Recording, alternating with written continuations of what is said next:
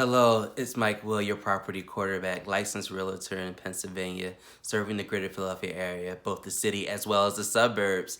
Welcome to our YouTube page, Property Quarterback. One of the questions that I get a lot is, Mike, I really want to buy a house, but how do I do that with poor credit? Well, yes, poor credit is a barrier into you purchasing the home of your dreams. But it is just a barrier that we can burst through. Just like that defensive line if you're the running back and we want to get you into the end zone for the score. Boston Scott on first down. There's a crease, and Boston Scott with some speed. Down the sideline, trying to outrace Logan Ryan. He'll step through the tackle, and he will score. So, I'm going to give you some tips on how to improve your credit so that way you can purchase that house of your dreams. Because with the poor credit score, the fact of the matter is you will be paying higher rates. Over time, you'll be paying more money. You'll have less buying power. So you want to get the house of your dreams. Let's get your credit to where it needs to be to do that. So here's some good steps in monitoring your credit. First, you have to monitor your credit. The first thing I said, you have to know what's on your credit report. Right now, during COVID-19, one good thing the government is doing for us is allowing us to pull our credit reports once a week. You can pull your credit report once a week for free at freeannualcreditreport.com. That's annualcreditreport.com. You can pull your credit report from there from all three credit bureaus. And I'm probably confusing some people. 3 credit bureaus? Yes, there's 3 that typical banks and mortgage lenders use. It is Equifax, TransUnion, and Experian. Those are the 3 credit bureaus you want to pull your credit reports from. And then you want to check the accuracy of those credit reports. A lot of times you can raise your credit score just by correcting inaccuracies. You may see some names on there that aren't yours. You may see some addresses, some phone numbers that don't belong to you. You want to make sure you get those things corrected. And we'll talk about how you get those things corrected a little bit later. So you want to check for accuracy. You want to make sure all the accounts on there actually belong to you, that they don't belong to anyone else. As you guys know, my name is Mike Williams. Very common name, first and last. And guess what? I'm a junior. So that means a lot of my father's things sometimes pop up on my credit report. You want to make sure that there are corrections to those inaccuracies. And then the next thing you want to do is make sure you understand the credit scoring process. So that's typically through utilization of your revolving lines of credit. That's like a credit card, home equity. Credit balance is also a measuring stick. So how many, revolving lines of credit do you have? Credit cards, home equity. How many loans do you have? Whether it be a mortgage and this is an installment loan, mortgage, personal loan, or car note is an installment loan. And then you will just want to make sure that there's a really good balance on there.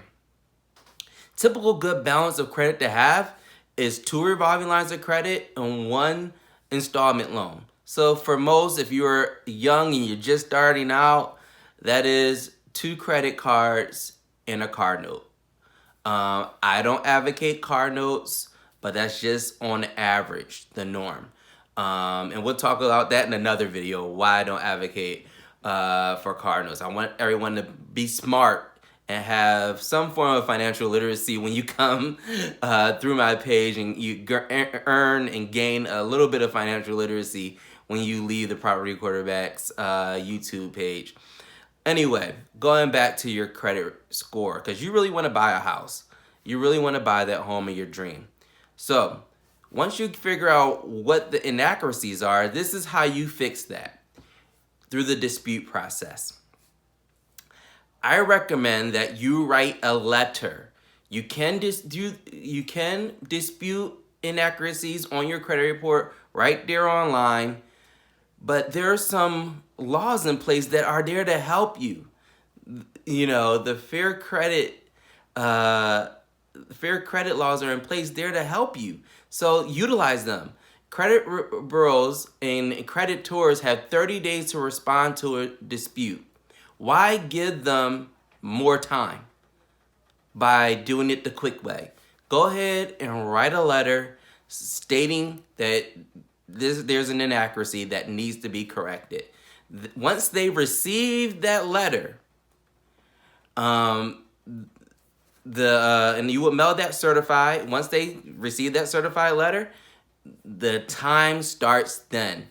They have 30 days as of receipt to respond to that letter. To the date of that letter was the date, so when that letter was sent to them. Excuse me, tongue twister. So you don't want to give them extra time by doing it the quick way. But if it is not going to hurt you to dispute some of those inaccuracies, like your name, phone numbers, addresses, right there online through the dispute process, there's typically a link that says dispute right next to the account or the section of the credit report. Once you have done that, you actually might see your credit score jump up a little bit. Once you understand what's on your credit report, then you want to start addressing derogatory information on your credit report. So what is derogatory information? That is late payments.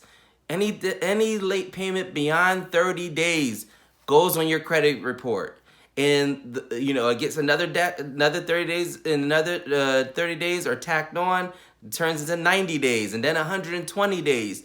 The more days you are late, the worse your credit score will be. You want to make sure you pay all bills on time. What you won't see on any of your credit reports are like utility bills, and hopefully no one has a cell phone bill, because you're paying that. But you typically won't see a cell phone bill unless it wasn't sent to collections. We'll talk about that in a second on your credit report. But what you will see is credit cards, student loans, car notes, mortgages. You'll see those types of things on your credit report. If you have a timeshare, you typically will see that on your credit report, because that will be, most people buy those with a loan. You'll see that on your credit report. So make sure you pay all of those things on time. One way your credit report can help you is by telling you when those organizations report to the credit bureaus. What do I mean by that? So, say you have a Capital One credit card, and it says on your credit report that it's updated as of the 18th. You will know that on the 18th of every month, Capital One reports your credit account to the credit bureaus. So they normally report the starting balance, the ending balance, which is typically the outstanding balance, and the minimum payment. And then it will go into your payment history if you paid on time. This is very important because those are the two dates you want to remember. You want to remember when creditors report to the credit bureaus and when your bills are due. You want to make sure that you pay your bills on time and you pay them before they're reported to the credit bureau, so you can get that accurately marked on your credit report.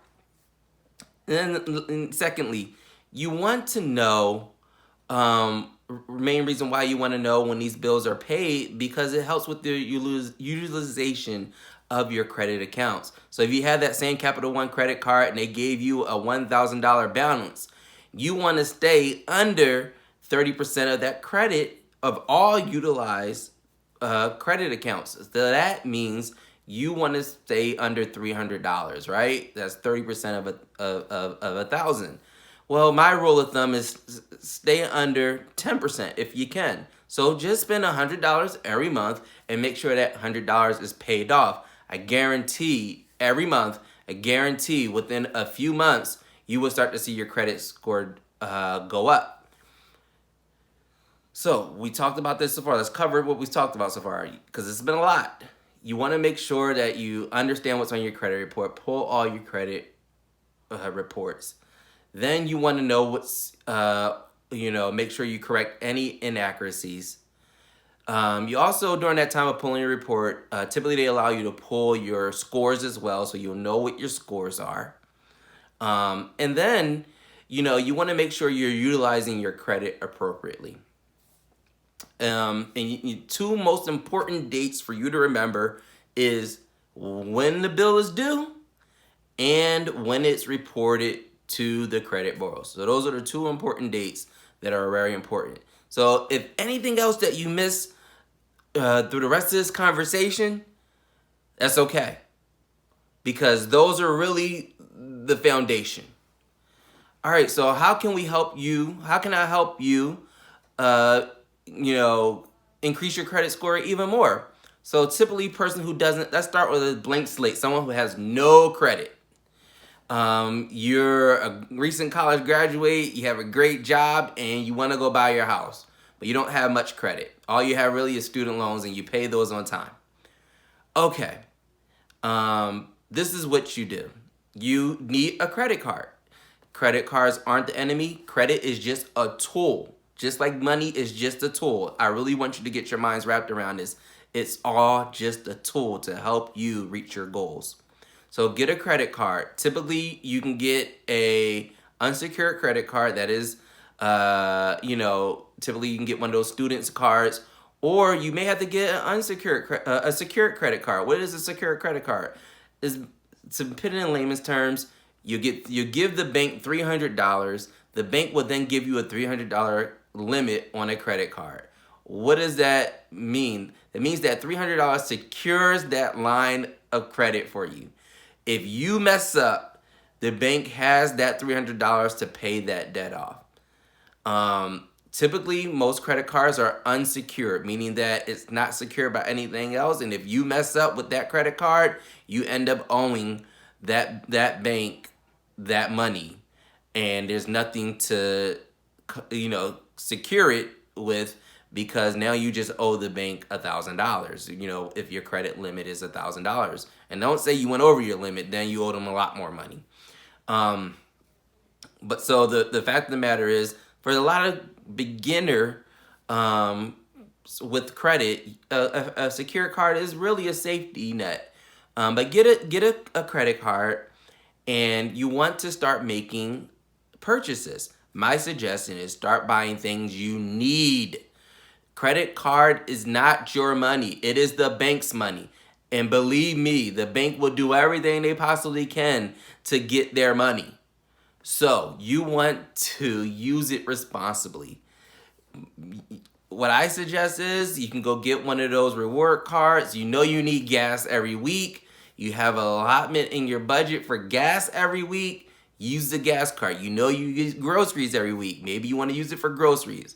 Maybe you want to use it to, there's a Amazon subscription you're a part of. You order groceries through Amazon at Whole Foods, and you want to purchase it that way. That's one way to use it. Another way to use it, you can optimize your bills on it. What? You can optimize yes. Pay your cell phone bill with your credit card, and then have it automatically paid from your checking account to pay your credit card. So this kills two birds with one stone. Your cell phone bill gets paid, as well as your credit card that gets paid. It kills two birds with one stone. Both bills get paid, and it comes out of one cohesive account, your checking account.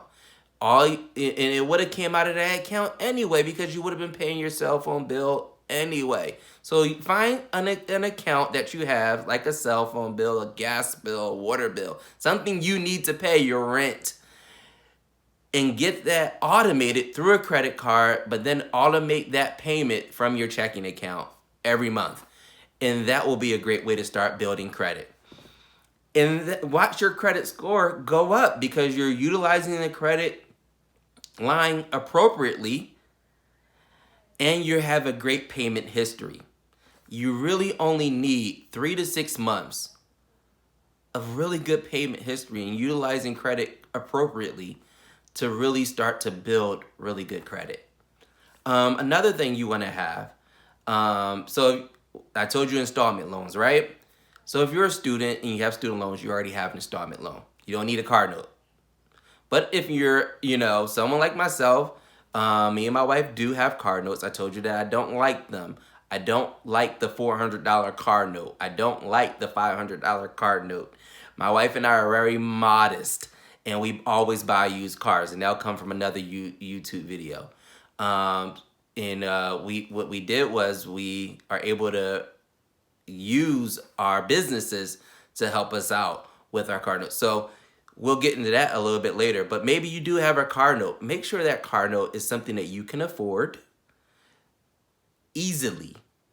And then, once again, optimize that car note payment. You can utilize your credit card to pay your car note and then to use your checking account to pay your credit card.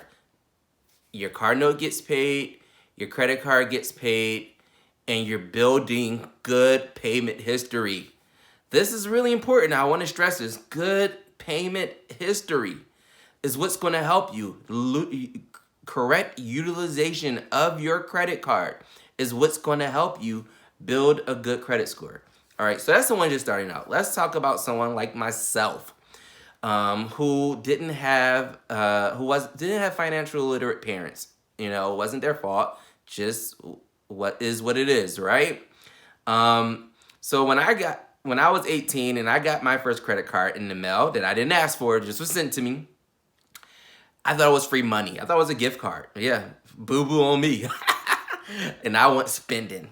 So by the time I was in my 20s, I had a really poor credit score. It took some work, and like I said, it doesn't take a lot of work. It took some work, but I was able to jump up hundreds of points. I would say hundreds of points again in a matter of months just by doing what I'm telling you to do.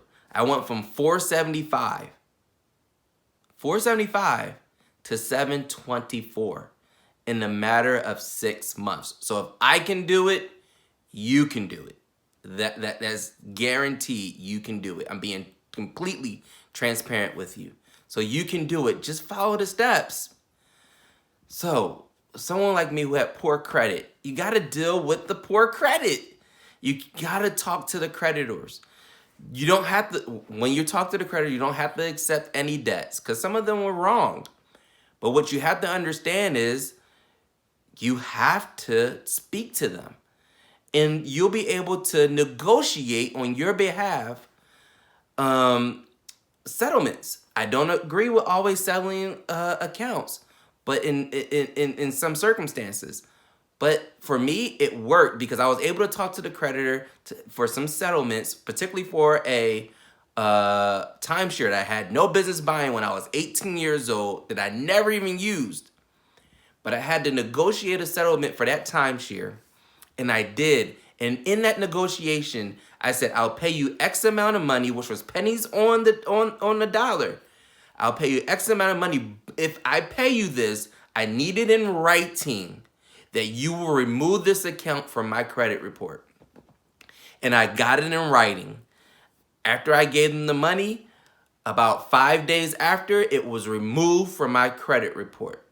What do you think kind of impact that had on my credit score? It jumped. It jumped. Take care of your student loans. Listen, at some point in time, we always have to pay stuff back.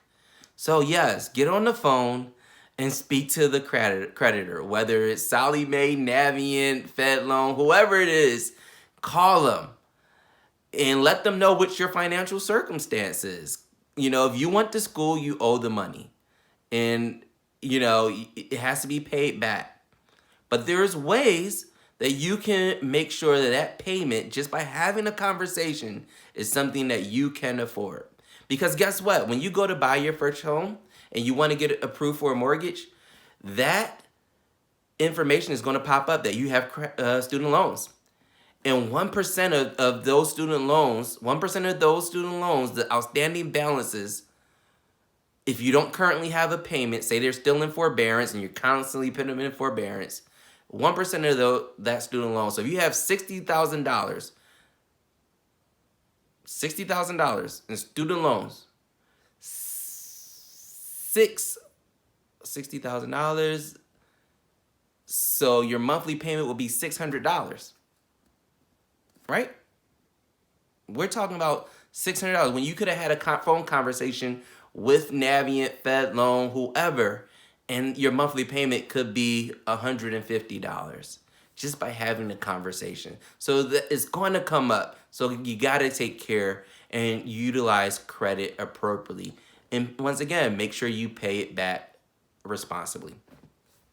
So I've given you a lot here, but I guarantee if you just do these things, make sure you have conversations with the creditors. And hey, if that doesn't work, you don't agree with the debt, you can go through the disputing process. And once again, we talked about the disputing process, writing that letter. And if you go through that disputing process or clicking that link online, sometimes they will remove the account altogether, because if they don't respond, if the creditor doesn't respond, if the bureau doesn't respond within 30 days, that's all they get, that account has to be gone. And then you want to make sure that there isn't old stuff on your credit report. I'm sorry, I totally forgot about this. When you're looking at your credit report, make sure that there isn't anything on your credit report more than, and you got to make sure you check with your state, but for the state of Pennsylvania, it's 7 years. You don't want anything on your credit report more than 7 years old. And I believe this is federal, but I want you to make sure you got to do the research yourselves. Make sure that you don't have anything outstanding on it, because if it's older than 7 years, it's supposed to be gone. And it's not supposed to appear again. It gets deleted. So you don't want age stuff on your credit report. So those are really important things. So make sure, you take care of your derogatory information or accounts. What is that? Late payments. No more late payments. You can get those removed through the dispute process as well. No more late payments. Make sure you know what your payment date is and what the credit bureau date is for when they report. Utilize your credit responsibly. Do not go on trips. Please do not use you can't go nowhere anyway. It's COVID. Don't go nowhere. Don't be buying a new Peloton with that credit card. No. Use it responsibly, because you want to buy a house. If you do these things, I guarantee your credit score will go up. And the higher your credit score, obviously, the better rate you'll get. So if you're starting from the bare bottom, you're going from that 475 or lower, you got some work to do.